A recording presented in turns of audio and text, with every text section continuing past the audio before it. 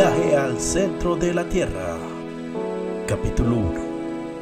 El domingo 24 de mayo de 1863, mi tío, el profesor Lidenbrock, regresó precipitadamente a su casa, situada en el número 19 de la Königstraße, una de las calles más antiguas del barrio viejo de Hamburgo. Marta, su excelente criada, se atemorizó de un modo extraordinario, creyendo que se había retrasado, pues apenas si empezaba a cocer la comida en el hornillo. Bueno, pensé para mí, si mi tío viene con hambre, se va a armar de la San Quintín, porque no creo que haya un hombre de menos paciencia. «¿Tan temprano y ya está aquí, señor Lidenbrock?», exclamó la pobre Marta llena de estupefacción, entreabriendo la puerta del comedor. «Sí, Marta, pero tú no tienes la culpa de que la comida no esté lista todavía, porque aún no son las 2. Acaba de dar la media en San Miguel». «¿Y por qué ha venido tan pronto, señor Lidenbrock?». «Él nos explicará probablemente».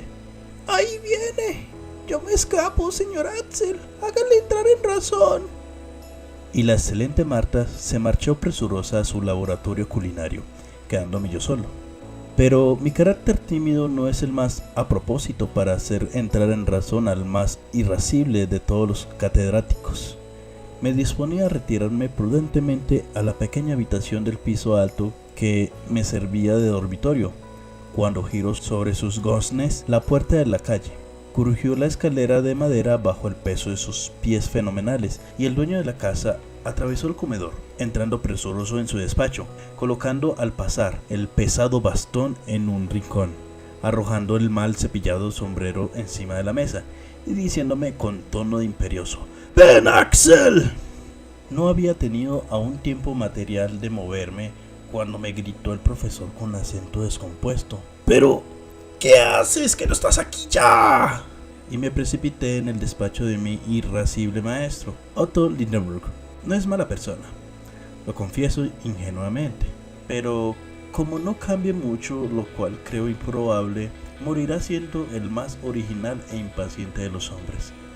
Era profesor del Johanneum, donde explicaba la cátedra de mineralogía, enfureciéndose por regla general 1 o 2 veces en cada clase, y no porque le preocupase el deseo de tener discípulos aplicados, ni el grado de atención que estos prestasen a sus explicaciones, ni el éxito que como consecuencia de ella pudiese obtener en sus estudios.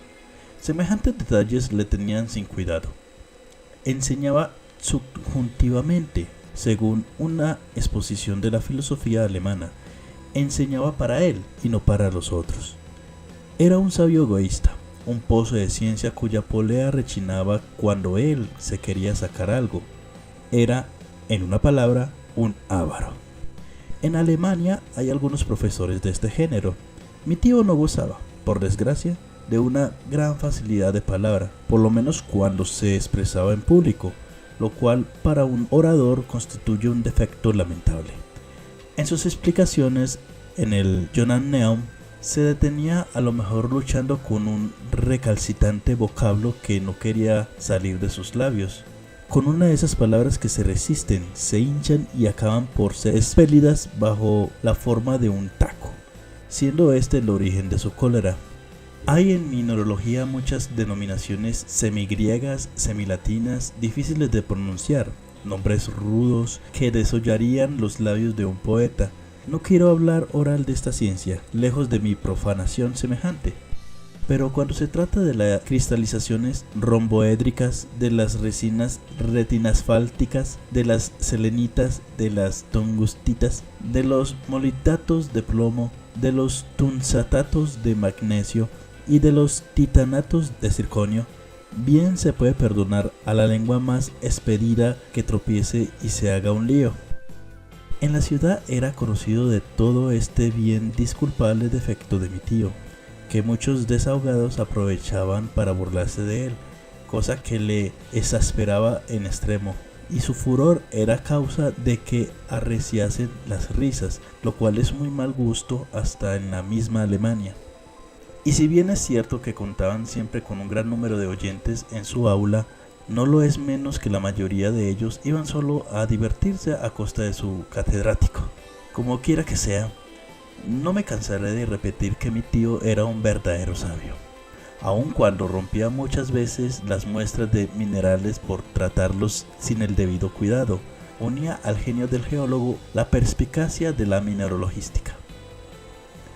Con el martillo, el punzón, la brújula, el soplete y el frasco de ácido nítrico en las manos, no tenía rival.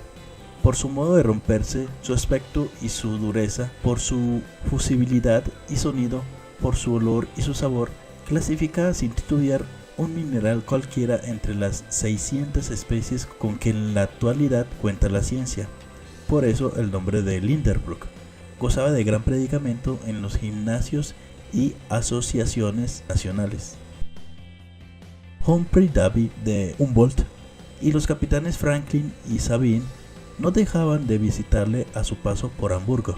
Becquerel, Evenhem, Brewster, Dumas, Milne Edwards solían consultarle las cuestiones más palpitantes de la química.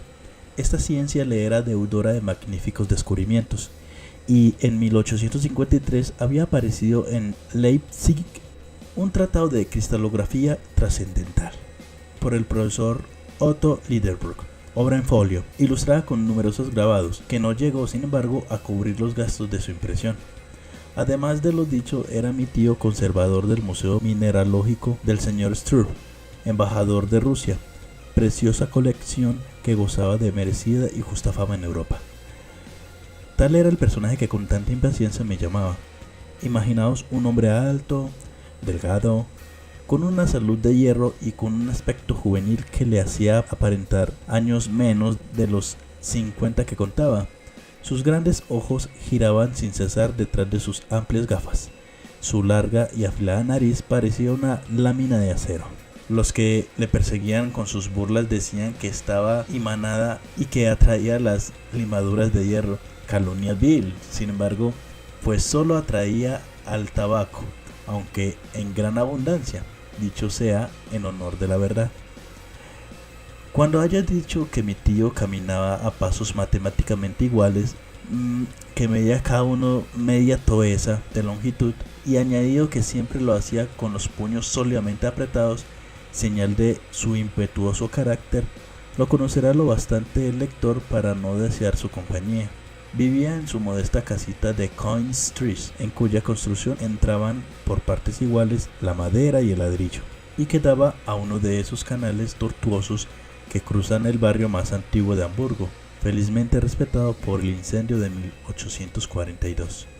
Cierto que tal casa estaba un poco inclinada y amenazada con su vientre a los transeúntes, que tenía el techo caído sobre la oreja como las gorras de los estudiantes de Tugendburg, que la verticalidad de sus líneas no era lo más perfecta, pero se mantenía firme gracias a un olmo secular y vigoroso en que se apoyaba la fachada, y que al cubrirse las hojas llegaba la primavera, la remozaba con un alegre verdor. Mi tío, para profesor de alemán, no dejaba de ser rico. La casa y en cuanto encerraban eran de su propiedad. En ella compartíamos con él la vida a su ahijada Grauben, una joven curlandesa de 17 años de edad, la criada Marta, y yo, que en mi doble calidad de huérfano y sobrino, le ayudaba a preparar sus experimentos. Confieso que me dediqué con gran entusiasmo a las ciencias mineralógicas. Por mis venas circulaba sangre de mineralogista, y no me aburría jamás en compañía de mis valiosos pedruscos. En resumen, que vivía feliz en la casita de la Coin Street, a pesar del carácter impaciente de su propietario, porque éste, independientemente de sus maneras brutales, me profesaba gran afecto. Pero su gran impaciencia no le permitía guardar, y trataba de caminar más aprisa que la misma naturaleza. En abril, cuando plantaba en los potes de loza de su salón pies de reseda o de convólvulos, iba todas las mañanas a tirarles de las hojas para acelerar su crecimiento. Con tal original personaje, no tenía más remedio que obedecer ciegamente, y por eso acudía presuroso a su despacho. Fin del capítulo número 1.